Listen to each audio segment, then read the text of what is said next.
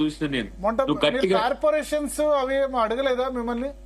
నేను కార్పొరేషన్ అడగలే, అడగను కూడా.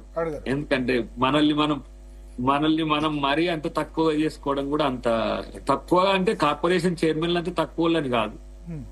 నేను చట్టసభల్లో ఉండాలని నాకు వరకు. ఇంకా నాకేదైనా కార్పొరేషన్ లాంటిది అనేది అంటే నేను ముందే ఇద్దును అన్నాడు ముఖ్యమంత్రి గారు. ఈ మొదటి దశలోనే ఇద్దును నీకు.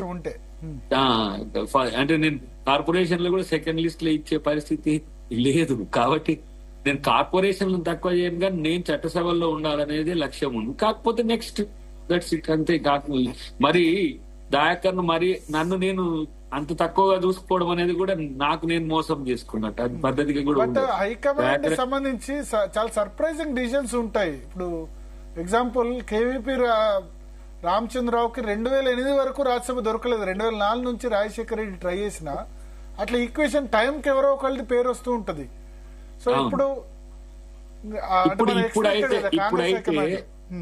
ఇప్పుడైతే ఎస్సీ ఇష్యూస్ లలోనైతే ఎవరు అంటే లేరు, నాకు సరిపోలే దగ్గరలో లేరు. ఎందుకంటే కొంత బేస్ కూడా ఉన్నది. లేకపోతే ఇప్పుడు ఓడిపోయిన వాళ్ళంతా కూడా ఇవ్వాలని అంటే చాలా పెద్ద లిస్ట్ వస్తుంది.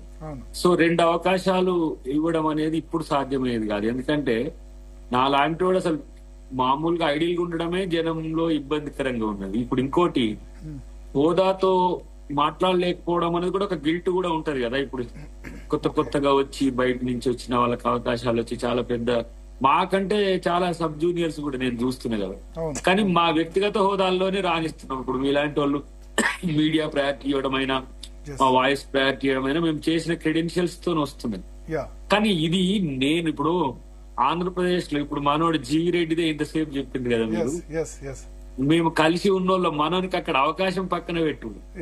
చాలా మంది ఆంధ్రప్రదేశ్ లో ప్రతిపక్షంగా ఉండి కొట్లాడిన వాళ్ళు మంత్రులు అయిన వాళ్ళని చూసి మాతో ఉండి మాకంటే సబ్ జూనియర్స్ వాళ్ళని చూస్తే ఉద్యమంలో లేకపోతే టీవీ చర్చల్లో పాల్గొని పదవులు రాని వాళ్ళంటే దాసో శ్రవణ్ ఒక్కరు మిగిలారు. తను కూడా ఉద్యమాల్లో చాలా సుదీర్ఘ కాలంగా ఉన్నాడు. సరే ఈ సందర్భంలో బ్రేక్ దొరకలే. బట్ నేనేమంటున్నా అంటే పదవీకాంక్ష అనే దానికంటే పదవులు ఉత్తపుణ్యానికి తెలియని వాళ్ళకి కూడా వస్తున్నప్పుడు, మనకు రాకపోయినప్పుడు జనంలో కూడా ఒక చర్చ జరుగుతుంటది. మనం ఇన్ఎఫిషియెంట్ కింద కూడా అనుకుంటా కొంతమంది, లేదంటే దయాకర్ను అణిచివేస్తుండ్రు, అనగదొక్కుతుండ్రు, లేకపోతే దయాకర్ ఇంకేదో, ఇవన్నీ పదాలు వినడం నాకు ఇంకా ఇష్టం లేదు. ఇప్పటికే నేను అనుకుంటున్న 2-3 టైమ్స్ మేజర్ పోస్టులను నేను సీరియస్ గా తీసుకోకపోవడం వల్ల కాదు, పార్టీ నిర్ణయం తీసుకుంటది నేను చేసిందని అంటే. కానీ ఇవన్నీ కూడా కొంత రాజకీయాల్లో అధికారం వచ్చినాక చర్చలు వేరే తిరుగుంటాయి కదా. అధికారం రాకముందు ఎవరు కూడా మాట్లాడడానికి, పార్టీ విచారధార మీద పోరాడడానికి కూడా సిద్ధంగా ఉండరు. ఇప్పుడు మాత్రం చాలా కాంపిటీషన్ ఉన్నట్టు మనకు కనబడుతుంటారు. దాన్ని మనం లైట్ గా తీసుకోవాలి. డెఫినెట్ గా మనకు వస్తుందనే ఉద్దేశంతోనే నాకైతే మాక్సిమం రావడానికి స్కోప్ ఉంది. దాన్ని పార్టీ కూడా దాన్ని దృష్టిలో పెట్టుకుంటుందని నేను అనుకుంటున్నా.